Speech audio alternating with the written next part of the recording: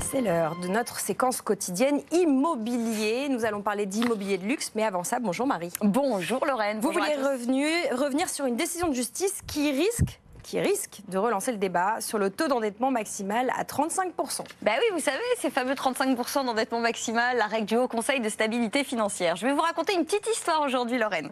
Le 12 juillet dernier, la Cour de cassation a donné raison à une banque qui avait prêté bien au-delà de ce plafond de 35% d'endettement. En l'occurrence, je vous peux le dire quand même, 64% et des broutilles. Parce qu'il considérait, donc la justice a donc considéré que l'emprunteur concerné disposait d'un reste à vivre suffisant. On est en décembre 2008. On a un couple qui obtient un prêt avec un taux d'endettement donc supérieur à 64%. À l'époque, il n'y avait pas les règles contraignantes du Haut Conseil de stabilité financière. Je vous rappelle que c'est depuis 2019 que ces règles-là sont contraignantes. La banque, en l'occurrence, c'est BNP Paribas, considère qu'il reste à ce couple suffisamment pour vivre. On est autour de 3 500 € de reste à vivre. Donc effectivement, ça reste confortable.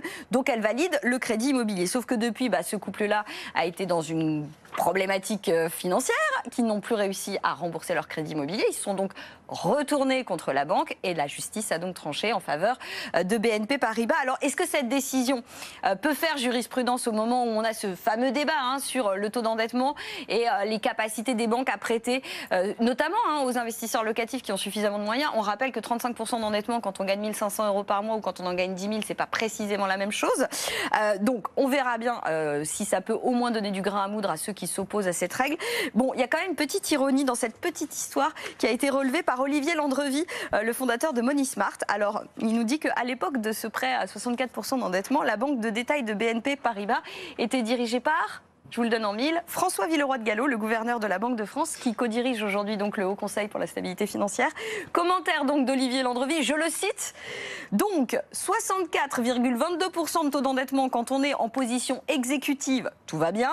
Mais 35,01% quand on est en situation de supervision, c'est mal. Bon courage, monsieur le gouverneur, pour nous expliquer la cohérence de vos positions. Fin de citation pour Olivier Landrevi qui a relevé cette affaire. On verra si effectivement ça donne lieu à d'autres sujets sur cette thématique du taux d'endettement. On rappelle, le prochain Haut Conseil de stabilité financière en décembre, ils nous ont dit qu'ils allaient peut-être ajuster les règles. On verra ce que ça donne.